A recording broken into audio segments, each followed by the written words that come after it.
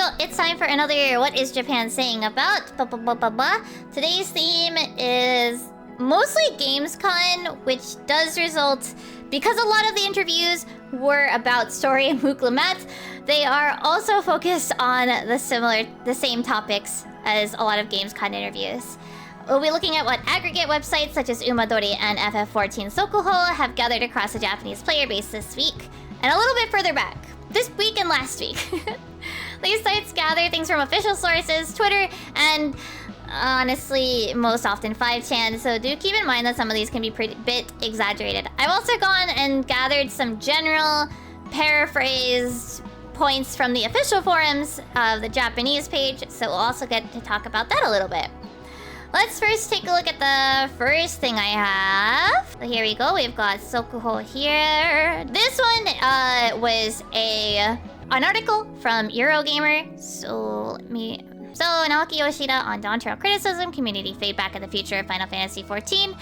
So you're very close to the community, such as with fanfests and live streams. Is there danger of listening too much to players? For instance, with the recent changes to the Viper job, how do you balance doing what you want to do, and also listening to the community?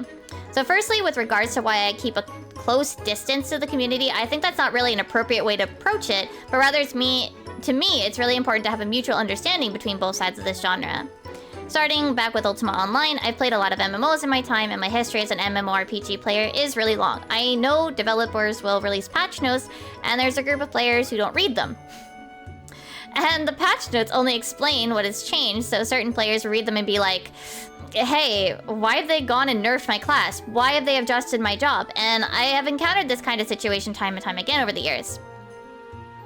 Of course, whichever development teams are behind those games, I believe they must really want players to enjoy their game, and that's what behind the motivation for updating it. However, the desire to carry out these changes and the need to carry out these changes are not accurately conveyed to the players, and consequently among the player base, they have an increased sensation of frustration. Then players themselves start to suspect developers are not even playing their own game. As a result, a lot of people start dropping the game, and this has a negative impact on the developers. The people in charge of the development team will change, and then it just continues to go downward from there. I've encountered this kind of situation again and again during my time as a player. With Final Fantasy XIV, you can look at it as our world, but to put it another way, we can say it's our country of sorts. We need to make rules within the game so there's a sense of order and everyone can follow these common rules. For example, with regards to battles, there would be rules set out in relation to DPS, and those rules will be set forth from our side.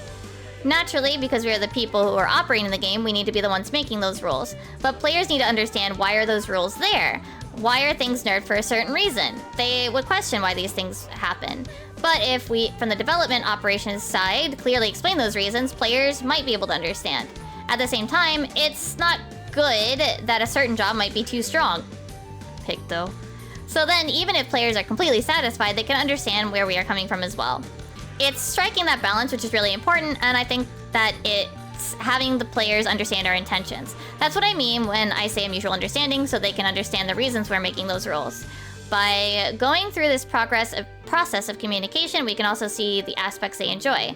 On the development side, we can get a glimpse of what could be adjusted to ensure that they're happy as well. That is the main motivation and the main reason why I have a policy of communicating so much to the players. With regards to the changes for Vipers, we had adjusted right until the last minute, and we did have in mind the possibility that some players might provide feedback that it was too busy to play. We did release a job in that state, and then we found out a lot of players say it was very busy to play, to the extent that they were not able to see the mechanics. The battle team, right until the last minute, were considering whether to make adjustments to the job. The battle director actually consulted me because he was quite torn about whether they should go through with an adjustment or not. We announced that we were considering making adjustment to the job, but the response from a lot of feedback was from players that had already reached level cap and were already used to playing the job, and they were happy with the way that it played. However, we had identified some actions which would inevitably cause stress for players. Eventually, we just went through with adjusting what we had initially planned, and that was related to the community feedback. However, I believe probably there was some misunderstanding on the community's part. I do remember on social media, especially in North America and Europe, some people were saying, hey Yoshida, you're listening too much to community feedback, but that was only a little bit, so really you don't need to worry. So that's the part that they use as an excerpt here, and they translate it fully. Yeah, da da da da. So the parts that we're gonna look at down here are this 277. So we've got this one. Starting with, do you take story feedback? With them responding, well, the White Knights they listen to say it's good, so... This person saying, wait, if it was planned from the beginning, then why wasn't it like that at the start? Listening to too much feedback. No, that's not what they're doing. X. Wrong. Bad. Not listening to enough feedback. Circle. Yes, you're doing this. They seem to have some weird sense of trust with foreign players. At first glance, it's a bunch of words I don't get, but it seems they're saying the same things as they do to the Japanese players, which... actually it is. Both sides are saying the same thing. Both sides are saying the same thing. And then 322 saying... Yoshi P? Listen to feedback? In what world, Lamau? So, here's the thing. Both sides, literally. But I know that we get this kind of comment on NA in English speakers. I think this is a general thing that happens all the time. Oh, Yoshi P is not listening to feedback. Oh, Yoshi P is listening to too much feedback. It reminds... You know what reminds me? It reminds me of that one thing from Courage the Cowardly Dog. More cheese! What's the other thing? More cheese, more pasta, less cheese, less it's macaroni. Like, more macaroni, less cheese. I hate macaroni. It kind of reminds me of that, where it feels like you hear a lot of people will say, well, they're not listening to feedback the right way if it's not the feedback they gave. Viper, the quote-unquote problem for some players is that they found it too busy. For other players that went and learned the job at that level 100, they were like, no, but I like this business, essentially. Don't listen to... And then they would use these things like, don't listen to the 14 forums players derogatory, right? So I can understand at least the idea of not being happy with what happened with Viper, but at least... It sounds like, based on this interview, that they were probably leaning towards making that adjustment, but they wanted to see that their expectations turn out to be correct. I personally would rather the job be the part that doesn't require thinking and put all of the difficulty, so to speak, the bulk of the difficulty on the battle, you know? And I think to some extent, maybe they're trying to find the amount of how much complexity should be in the job versus how much complexity should be in the battle, where it's where they want it, probably. I think the thing with the Viper is, yeah, they probably wanted it a little more accessible for more players, but for some players that removed what they liked about it. Next, speaking of difficulty, actually, we're gonna go into an article. This is an interview from Famitsu between Sakaguchi-san and Yoshida-san. This was for Fantasian Neo Dimension, so the 14 part is only a teensy tiny portion.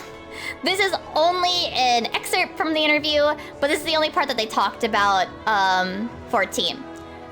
So, here's the question from the interviewer.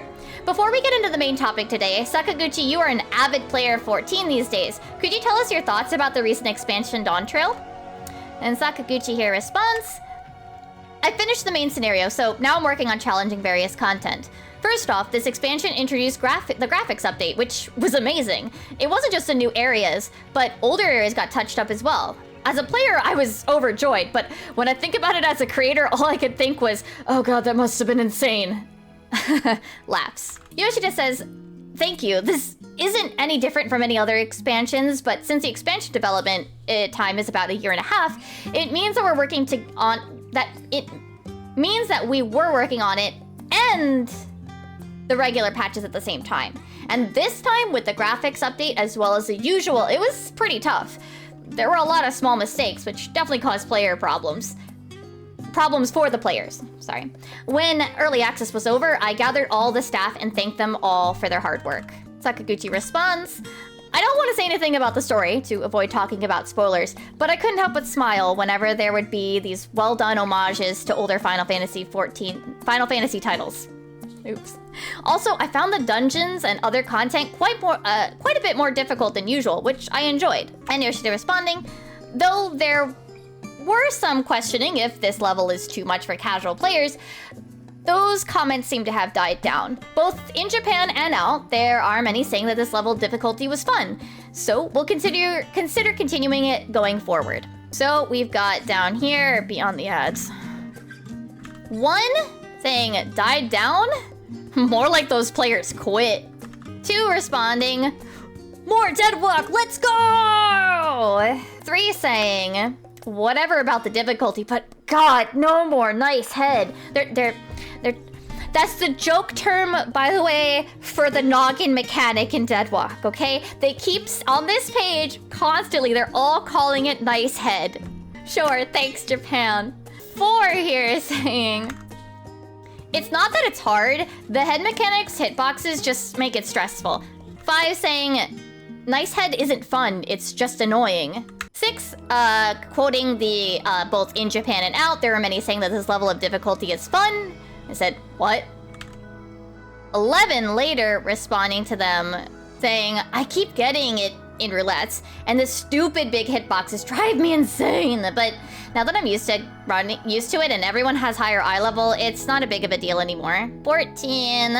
Everyone knows that noggin is shit, but what about the others? I've heard the first boss of Alexandria is hard. And 18, the first boss I have to watch the noggins. The second I have to watch the cups. It's so tiring.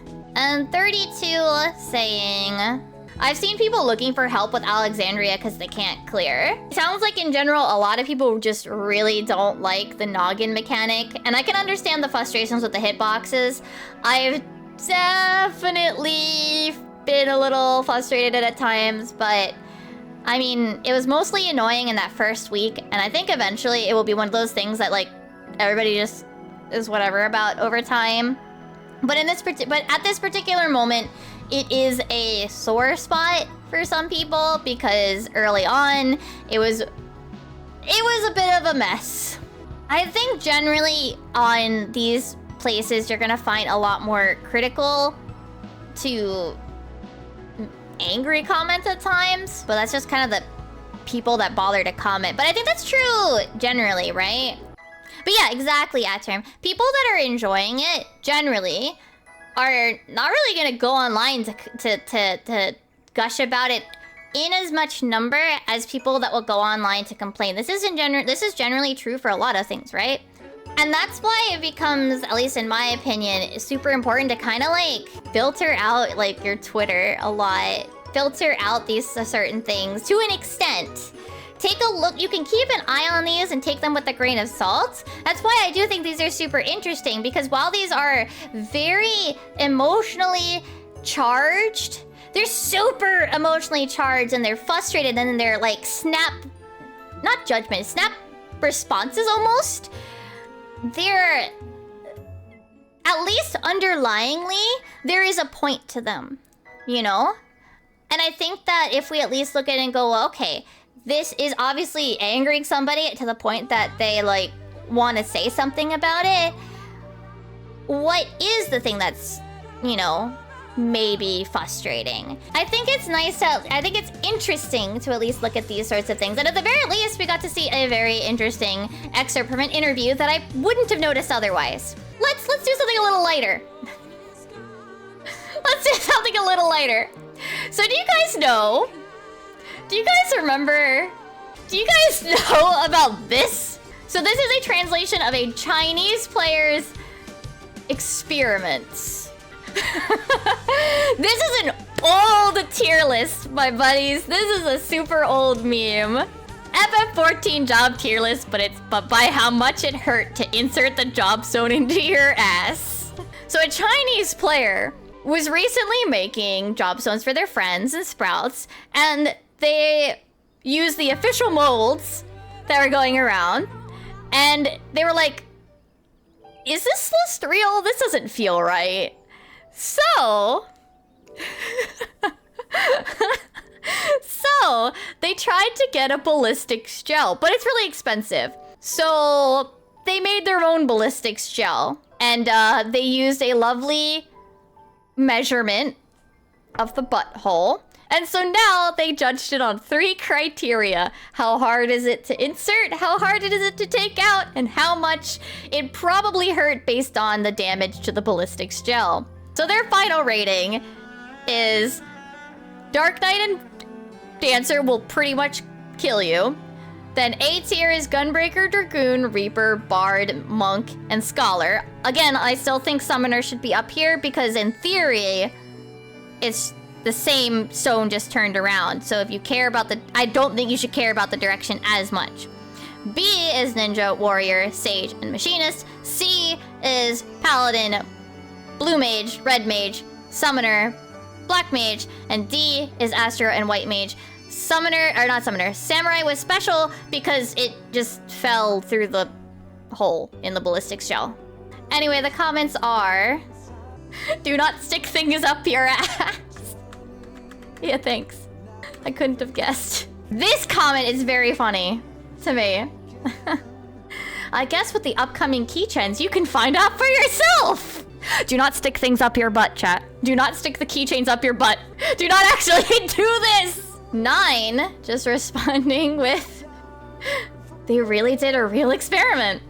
12 responding, this isn't something to play with. 23 with, healers are easy on the ass. Anyway, I just wanted something funny. All right, so a very recent post. This is 5chan. Okay, this is 5chan, all right? So keep this in mind, but 295 saying here, Scholar rework. Remove energy drain. Ta-da!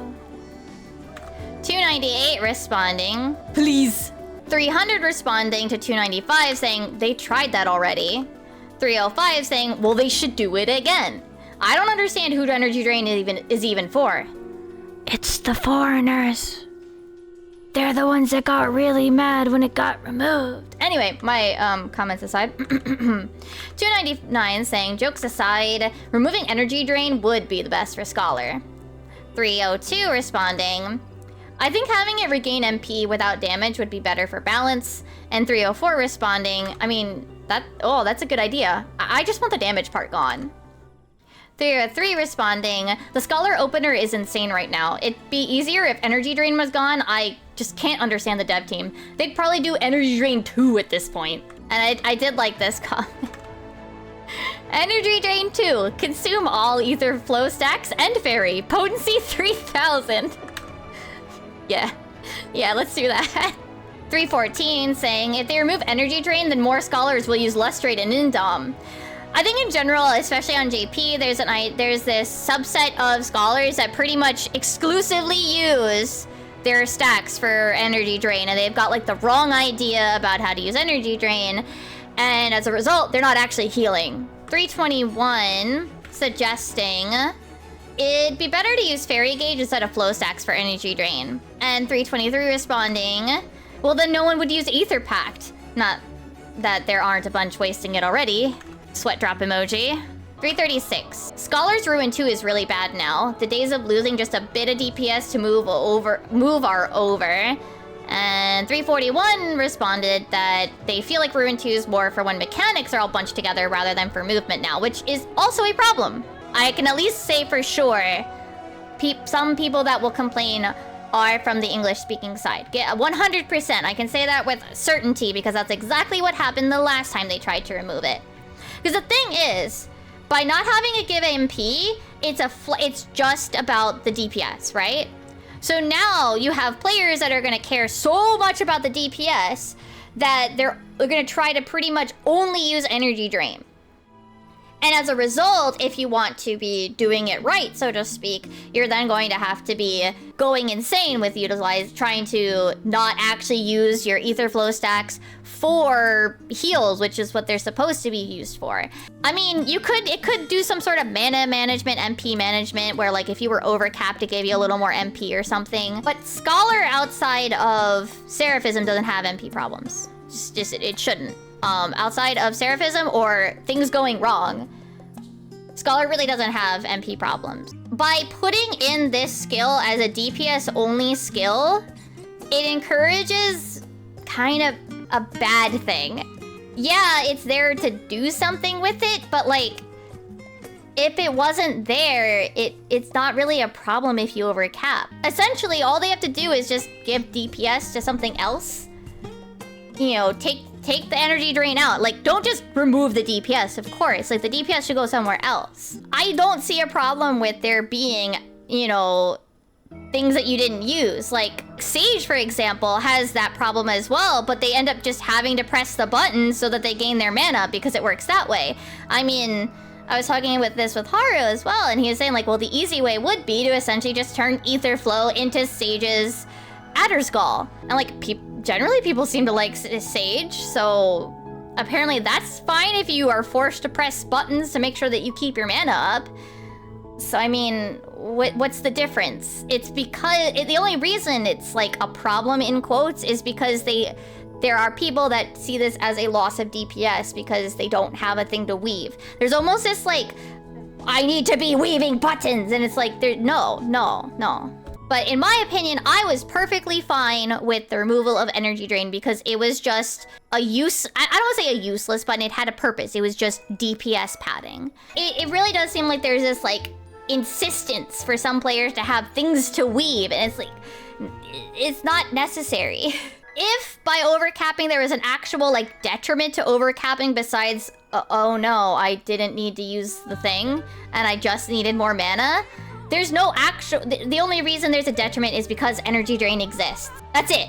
The only reason there's a detriment to overcapping is because energy drain exists. Then you have those like, you know, the pushing the DPS amounts where you Ether Flow, use all of your stacks, dissipate, use all of your stacks on energy drain, and you don't use any of them for healing. And that's what I mean by I think that there's at least a subset of Scholar players on Japan that seem to pretty much kind of almost push all of the healing off onto the other healer so that they can use everything on energy drain. I think that's one reason why they're like really like, please remove energy drain. Maybe they'll actually fucking heal. Me as a healer, I don't really need another DPS button. I know that sounds like blasphemous to some people, but I don't really think... there is, like I said, if I use it for movement, that's fine, but I think that damage should be moved to Ruin 2. Or some of it put onto Ruin 4. Because Ruin 2 is falling behind. That's a bigger issue. I'm looping. I'm doing my silly little thing where I start repeating myself. Now I mean, at this point, it's hard to remove because people are so used to having it that it becomes difficult to remove. All right, the dangerous one. Please be civil. Please be civil, okay? I'm not sure if it's just the famous loud minority, but there has been some criticism regarding the new character, Wooklamette, on the internet, and I don't mean the criticism of her voice actress, but the character itself.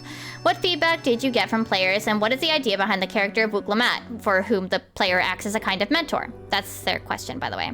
So I believe this is the Yoshi response. So I think, of course, this kind of thing is also difficult for you to ask, so I would like to provide you a very considered and careful answer. Firstly, I do understand that when we look at all the feedback we get, it's really difficult to discern what is specifically the feedback about the story, and then what is the feedback where people are just criticizing the character in relation to values and such. It's really difficult. But I would very much like to request something.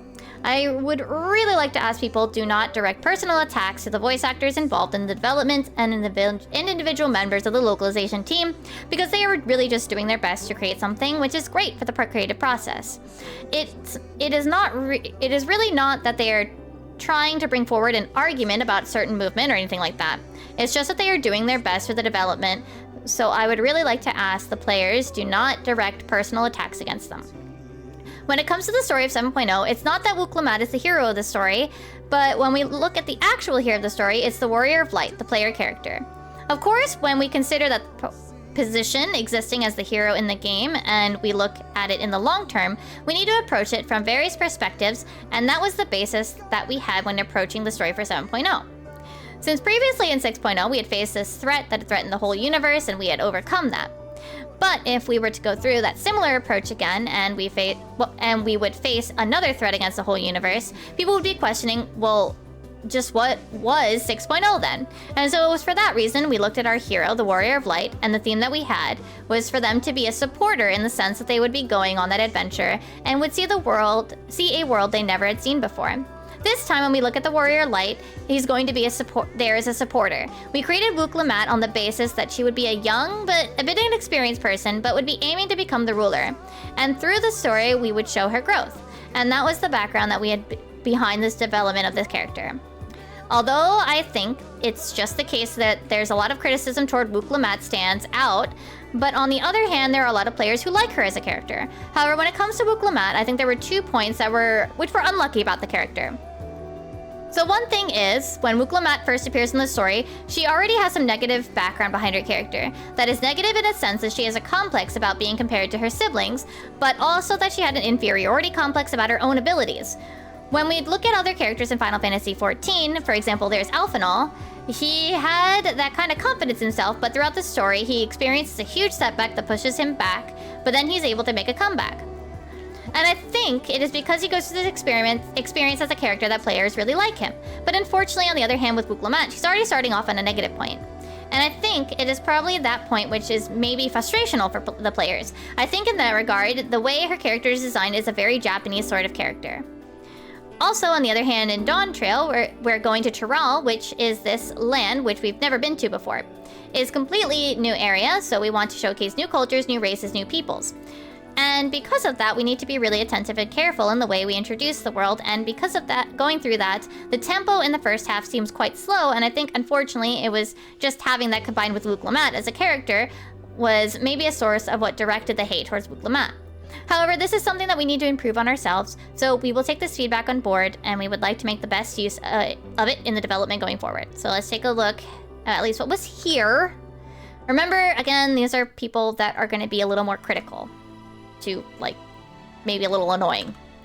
This first person responding with, "Stop with the personal attacks. It doesn't do anyone good and it just makes shit worse." 2 responding, "Opinions are fine, but slander? Not at all."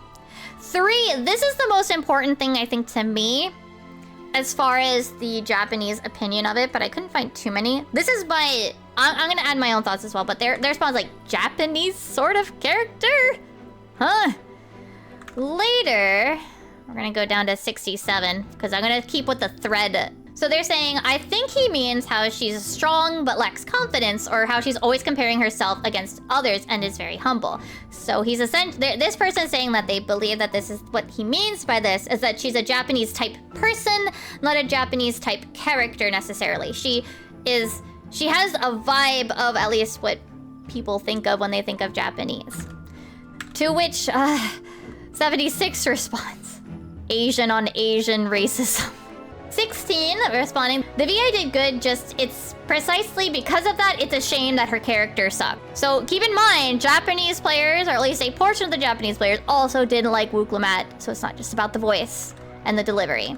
17 responding here, "I haven't seen anyone trashing her voice in Japan, just the comments praising her performance.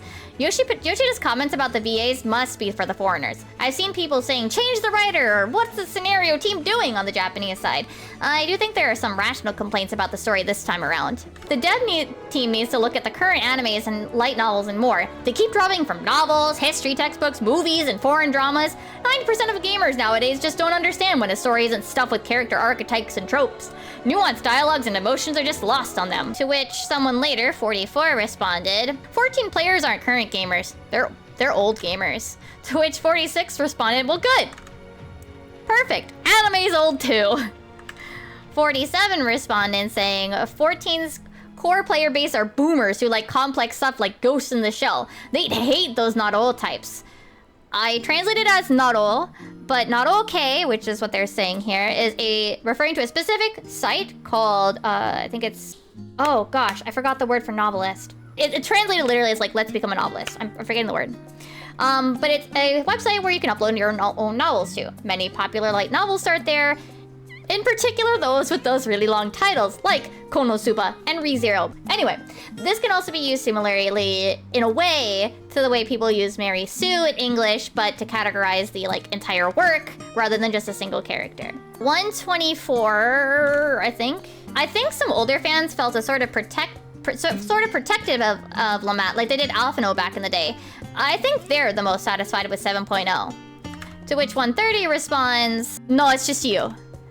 And 136 responds, this has nothing to do with Alphino, but I really enjoyed Dawntrail, viewing it from the point of view of a parent. So there are people that did enjoy these sorts of things. Let me pull up this. Let me go through. I did not translate any specific comments. I went through and summarized some general points of note from this official thread from the forums, where it is the opinions of Dawntrail as a whole.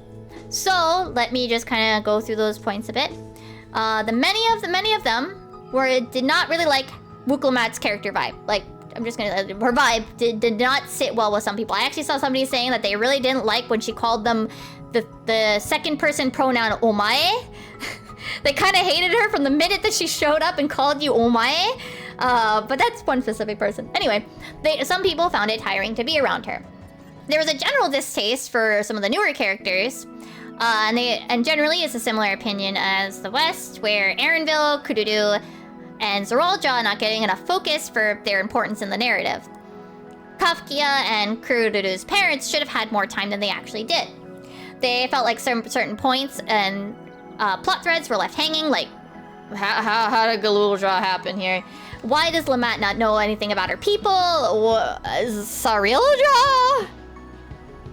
Bakul Jaja's sudden change of heart was pretty weird to people. They felt that it was too sudden. Generally speaking, there is the same opinion of there's being too many cutscenes but not enough gameplay. And there was kind of a split. Some people disliked the first portion because they felt it was too slow or boring. And some other people disliking the latter part, feeling like it's out of place or too fast. One particular point that was brought up a lot is the food trial. For whatever reason, the food trial was a major sticking point for quite a few comments about it. Why bother having them paired up, feeling gypped out of a funny cooking cutscene, and then the rules didn't they didn't feel that the rules made sense. I'm not sure why in particular that point that specific portion stuck out to people. It seemed like that's like one of their big sticking points. Whereas at least in the English speaking sphere, I think the main one is that last cutscene in the trial, which definitely was brought up. But I was just very interested in how the food trial was a big thing. I definitely can understand the whole why does Lamat not know about her people despite, like, living there. I can get that point, and at the very least, I think we could have had some sort of like, well, I've been sheltered my whole life type of comment. Or, you know, Papa didn't really want me to leave on my own too much because he was worried about me or something. Because she's so personable, I think that's why it feels weird, Adam. At least that's what I think. I think that's, like, when I didn't think about it, I think it's because she comes off as very personable. Like, why wouldn't she have heard these sort of stories or comments from people that maybe she wouldn't know, like, their hometowns and everything? But she came off, at least in the very first moments we met her, is that everybody, like, knew her name and, you know, was happy to see her and happy to chat with her and tell them about their day and their family, and she was happy to listen. So it seems almost a little weird that she didn't know, like, anything. And yeah, as much as I like Bakul Jaja in the later half of the story, it is very abrupt, and I don't see any of the English-speaking audience really talking about it, but, like, it was very abrupt. That's really all I can say about it. There were a couple of points, I didn't write in my notes, but there were a couple of points that where people were saying that they felt that there weren't enough voice cutscenes, and that's a shared opinion. So generally speaking, the people that weren't as happy with Dawntrail seem to have very similar opinions to what I'm seeing in the West. They gave too much credit to the fans for being... See, the thing is, okay, so here's the thing. I think at least some of these loose ends are fine. Some of the loose ends we have are fine. Because, I mean, the Warriors of Darkness were a loose thread for, what, 2, 3 years? Literal years. An entire expansion. They were just like, pieces out, leaves, and that's it.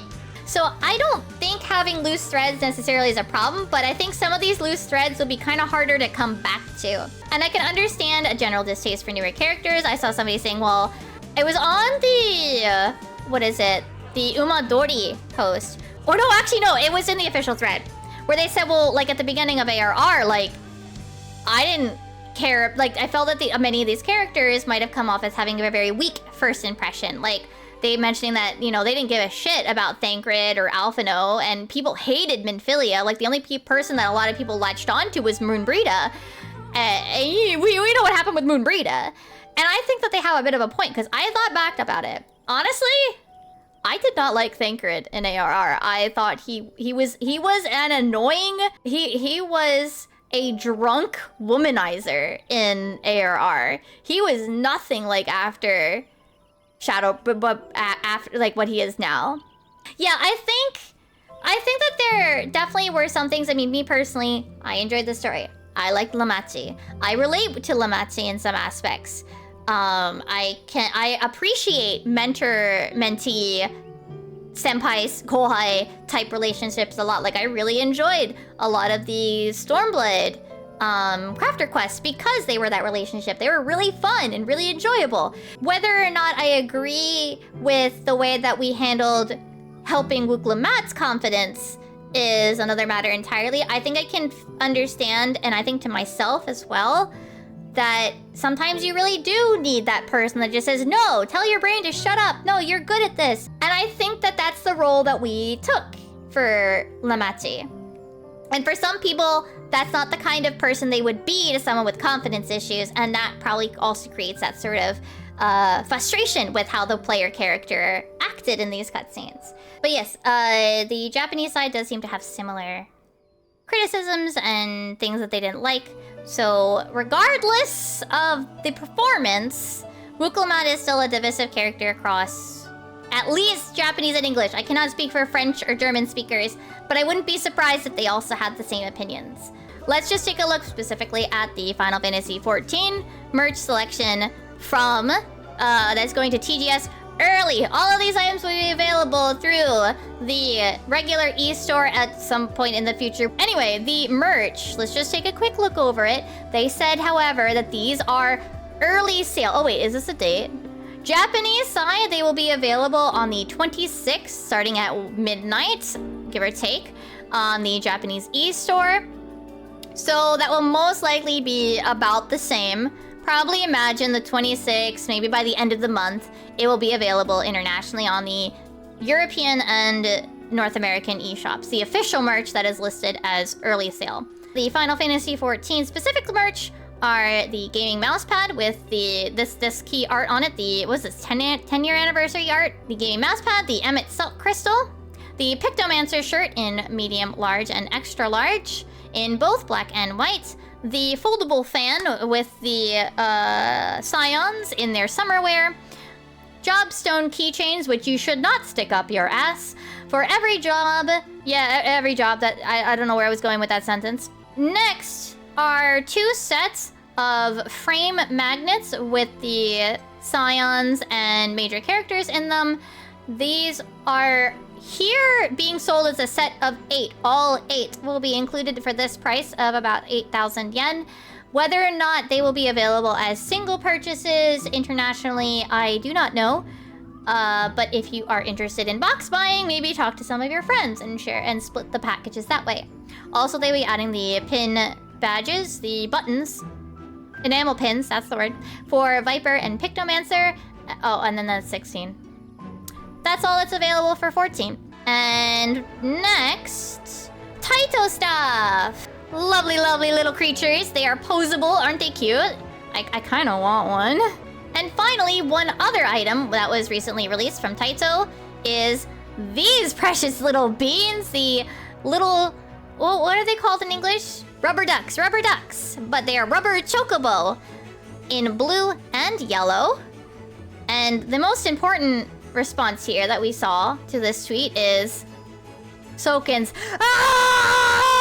I can't do a good Soken voice, but yeah, that's Soken's response. He's just screaming.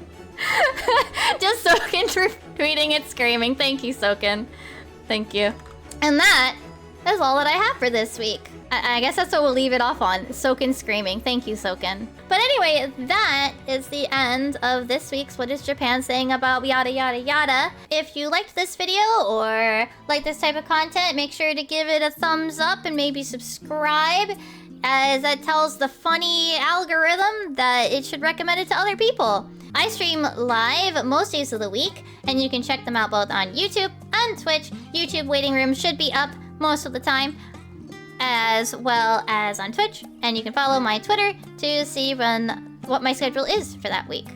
With that, I will be doing this every other week for a little while. So not this coming week on the 15th, but on the 22nd. I try to record these live on Twitch and YouTube on Sundays. So my next one will be on the 22nd. And I hope to see any YouTube video watchers there. Yeah. And thank you for watching. Oyasu Mimi YouTube video crowd. Yay.